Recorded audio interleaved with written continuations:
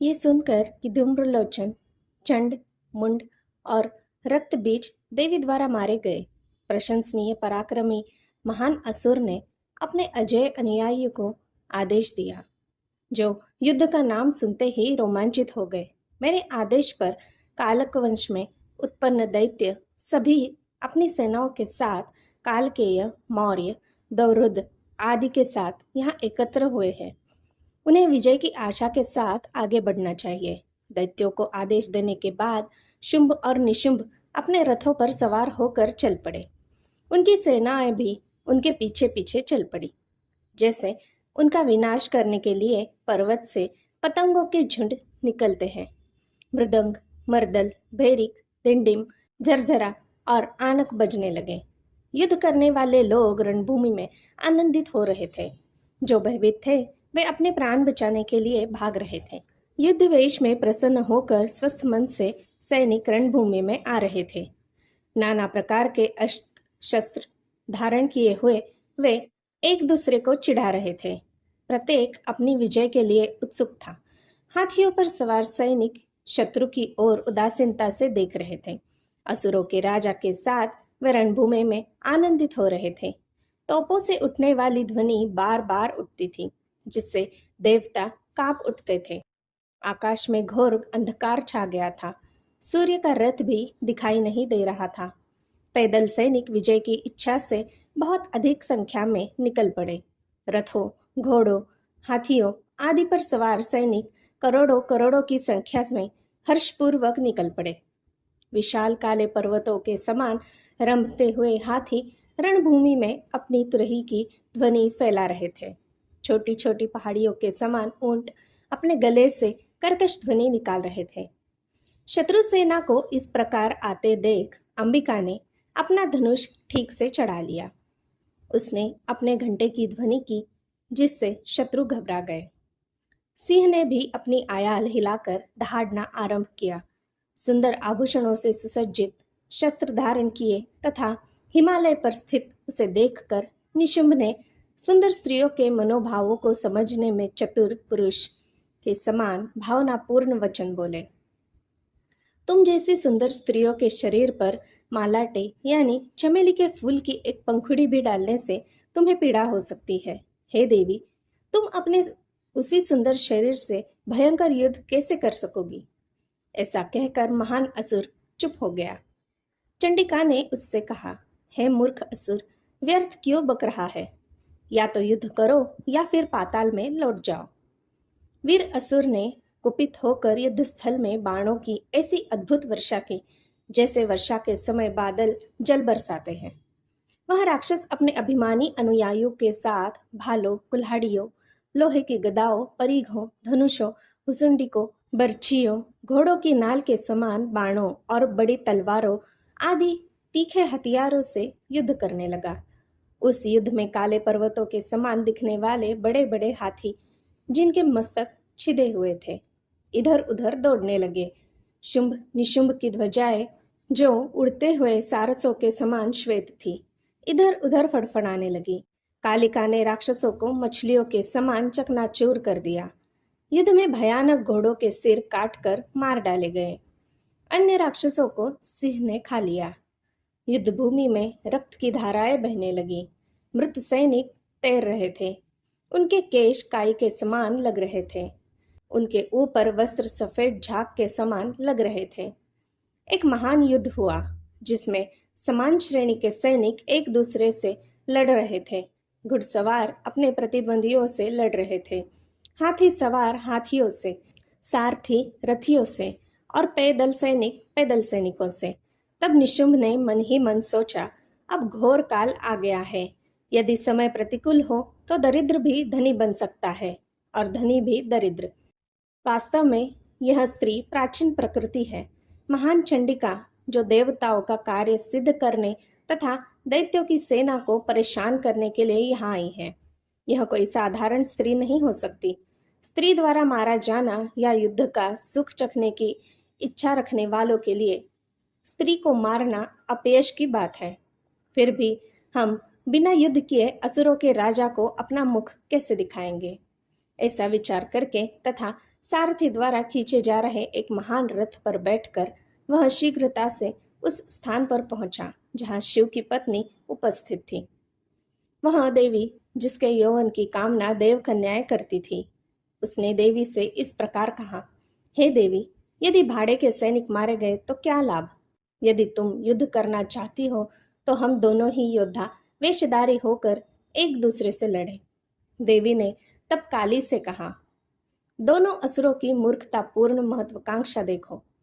अच्छे और बुरे कर्मों का सूत्रधार काल विपत्ति आने पर मन को दूसरी तरह से कार्य करने पर मजबूर कर देता है।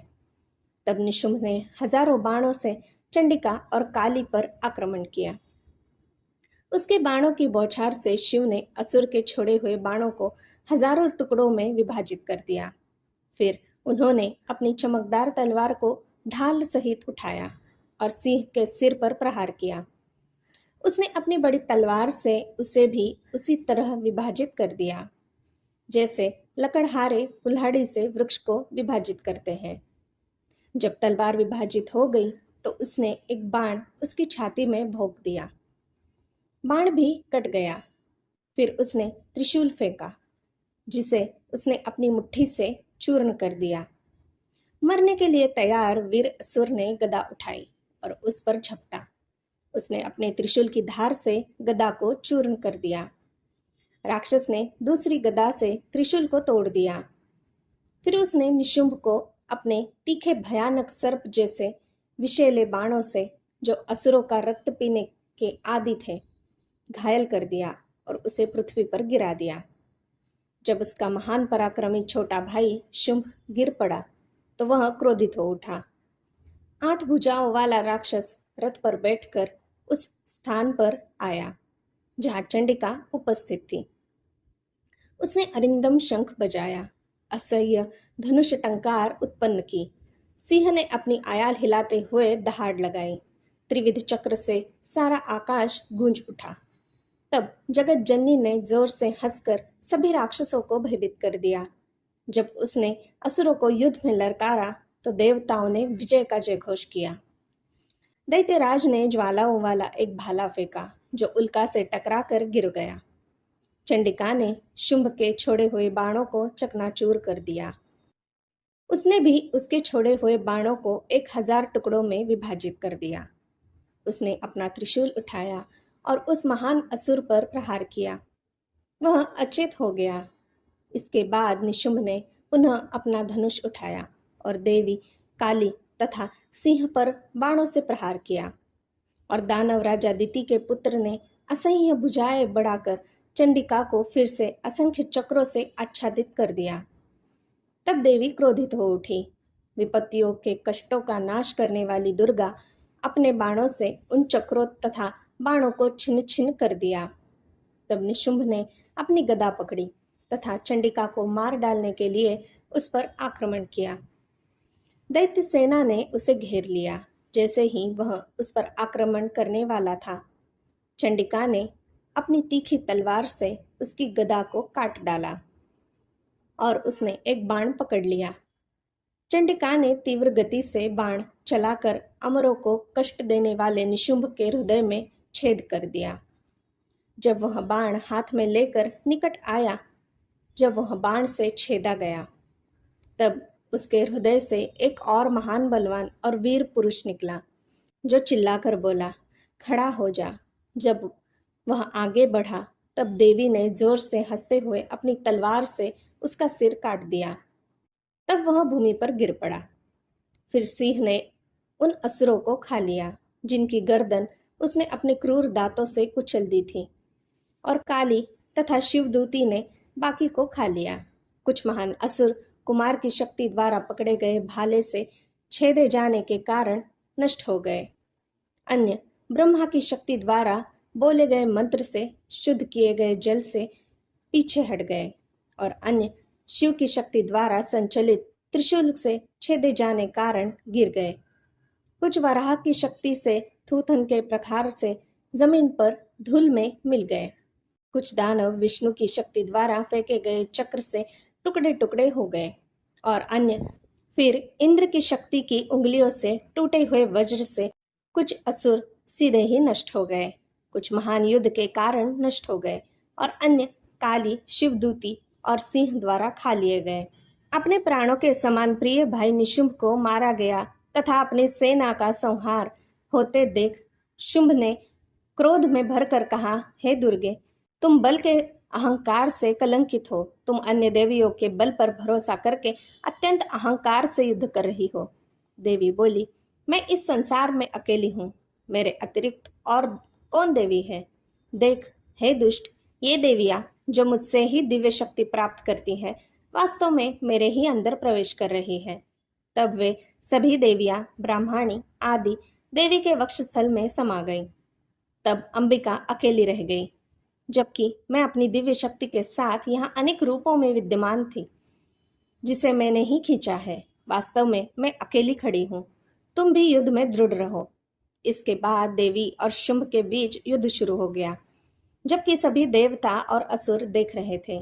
एक ऐसा युद्ध जिसमें कोई भी बाधा नहीं थी। बाणों की वर्षा, तीक्ष्ण शस्त्रों और निर्दयी प्रक्षेपास्त्रों के साथ दोनों ने फिर से युद्ध शुरू कर दिया, जिससे सारा संसार भयभीत हो गया और दैत्यों के स्वामी ने अंबिका द्वारा छोड़े गए सैकड़ों दिव्य प्रक्षेपास्त्रों को उन पर प्रहार करने वाले शस्त्रों से तोड़ दिया और सर्वोच्च देवी ने अत्यंत खेल खेल में ही भयंकर जयघोष, स्खलन और अन्य ध्वनियों के साथ उनके छोड़े गए दिव्य प्रक्षेपास्त्रों को तोड़ दिया।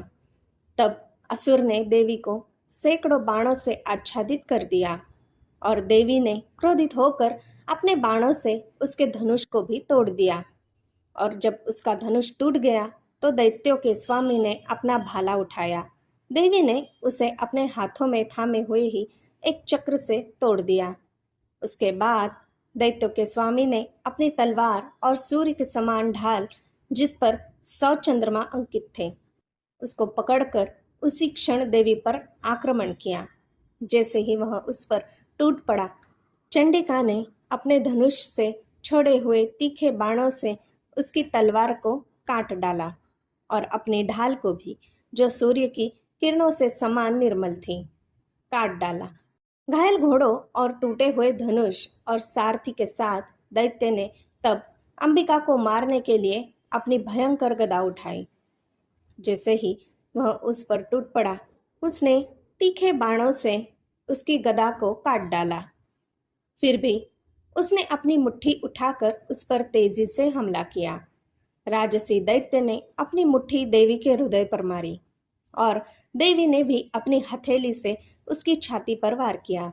उसकी हथेली के प्रहार से घायल होकर दैत्यराज अचानक पृथ्वी पर गिर पड़ा और फिर वास्तव में वह उठा और ऊपर की ओर उछलकर उसने देवी को पकड़ लिया और आकाश में ऊपर चढ़ गया। वहां भी बिना किसी सहारे के चंडिका ने उससे तत्पश्चात दैत्य और चंडिका ने आकाश में एक दूसरे से घमासान युद्ध किया, जिससे सिद्ध और मुनियों में खलबली मच गई। बहुत देर तक उसके साथ घमासान युद्ध करने के पश्चात अंबिका ने उसे उठा लिया, फिर उसे घुमाकर पृथ्वी पर फेंक दिया। जब वह इस प्रकार फेंका गया तो उसने शीघ्रता से अपनी मुट्ठी उठाई और दुष्ट आत्मा के कारण चंडिका को मार डालने की इच्छा से उस पर झपटा। दैत्यों के स्वामी को अपने पास आते देख देवी ने एक बाण से उसकी छाती में वार किया और उसे पृथ्वी पर गिरा दिया। देवी के बाण की नोक से वह चकनाचूर होकर भूमि पर गिर पड़ा, जिससे सारी पृथ्वी, समुद्र, द्वीप और पर्वत हिल गए। उस दुष्टात्मा राक्षस के मारे जाने पर जगत शांत हो गया। पृथ्वी पुनः स्वस्थ हो गई, आकाश निर्मल हो गया।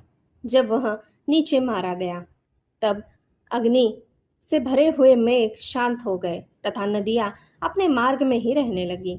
उसके मारे जाने पर समस्त देवगण मन में अत्यंत हर्षित हुए। गंधर्व मधुर गान करने लगे, अन्यों ने अपने वाद्य बजाए, अप्सराओं के समूह नाचने लगे, अनुकूल वायु बहने लगी। सूर्य अत्यंत तेजस्वी हो गया, शांत पवित्र अग्नियां जलने लगी तथा आकाश के क्षेत्रों में होने वाली विचित्र ध्वनियां शांत हो गई। शुंभ और निशुंभ के मर जाने पर स्वच्छ जल वाली नदियां अपने मार्ग पर बहने लगीं। स्पर्श करने पर बहुत कोमल हवाएं चलने लगीं। आकाश स्वच्छ हो गया। देवताओं और ऋषियों ने अग्नि यज्ञों को पुनः प्रारंभ कर दिया। भगवान इंद्र और देवताओं को पुनः आनंद हुआ। उमा की यह कथा पवित्र और पुण्यदायी है। इसमें दैत्यराज के विनाश का वर्णन है। जो व्यक्ति श्रद्धापूर्वक इसका नियमित पाठ करता है, वह देवताओं के लिए भी अप्राप्य सभी सांसारिक सुखों का आनंद लेता है और देवी की कृपा से उमा के धाम को प्राप्त होता है। जय माता दी। धन्यवाद। दोस्तों, मेरी सुनाई कहानियाँ अगर आपको अच्छी लगती हो तो मैं आपसे अनुरोध करती हूँ कि कृपया मेरे इस चैनल को एक लाइक, शेयर और सब्सक्राइब ज़रूर कीजिएगा। धन्यवाद।